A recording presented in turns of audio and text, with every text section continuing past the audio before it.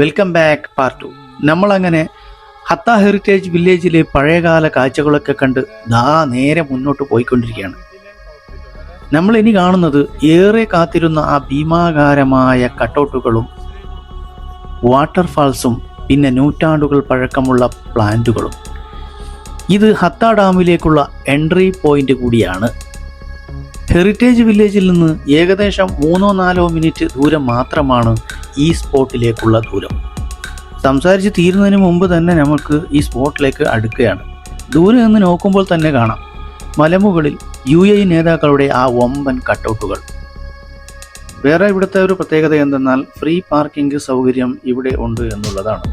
അങ്ങനെ ഞങ്ങൾ ഇവിടെ വണ്ടിയൊക്കെ പാർക്ക് ചെയ്ത് നേരെ കട്ടൗട്ടിൻ്റെ അടുത്തേക്കുള്ള യാത്ര. ഇത് കണ്ടോ, ഒട്ടും പ്രതീക്ഷിക്കാതെ പോകുന്ന വഴിയിൽ മറ്റൊരു മനോഹരമായ കാഴ്ചയാണിത്. മലനിരകളിലൂടെ വരുന്ന ചെറിയ ചെറിയ അരുവികളും ഇവിടെ നമുക്ക് കാണാൻ സാധിക്കും എന്നുള്ളതാണ്.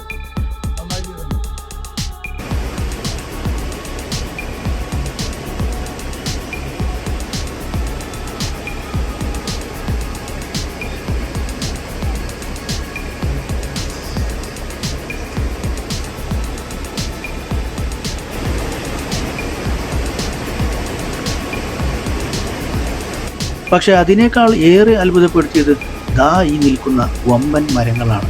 ഇതൊരു സാധാരണ മരമല്ല, നൂറ്റാണ്ടുകൾ പഴക്കമുള്ള മരങ്ങൾ.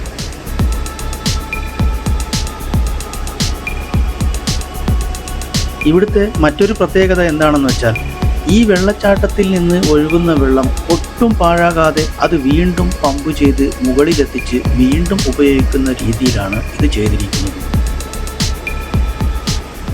ഇവിടുന്ന് ഫോട്ടോ എടുക്കാനും റീൽസ് ചെയ്യാനും സീസൺ സമയങ്ങളിൽ ഭയങ്കര തിരക്കായിരിക്കും. ഇവിടുത്തെ മറ്റൊരു പ്രധാന കാര്യം, ഈ കാണുന്ന ലൈറ്റ് ഇത് വെറുമൊരു സാധാരണ സ്ട്രീറ്റ് ലൈറ്റ് അല്ല, പൂർണ്ണമായും സോളാർ സിസ്റ്റം കൊണ്ടാണ് ചെയ്തിരിക്കുന്നത്.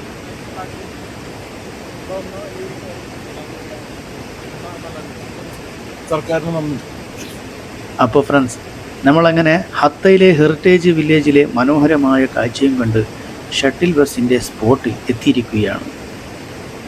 നമ്മുടെ ഹത്ത യാത്രയുടെ 2ാം ഭാഗം ഇവിടെ വെച്ച് അവസാനിക്കുകയാണ് കേട്ടോ. പക്ഷേ ഇത് ഇവിടെ വെച്ച് തീരുന്നില്ല. ഹത്തയുടെ ഏറ്റവും പ്രധാനപ്പെട്ട ആ വലിയ അത്ഭുതം കാണാൻ കിടക്കുന്നതേ ഉള്ളൂ.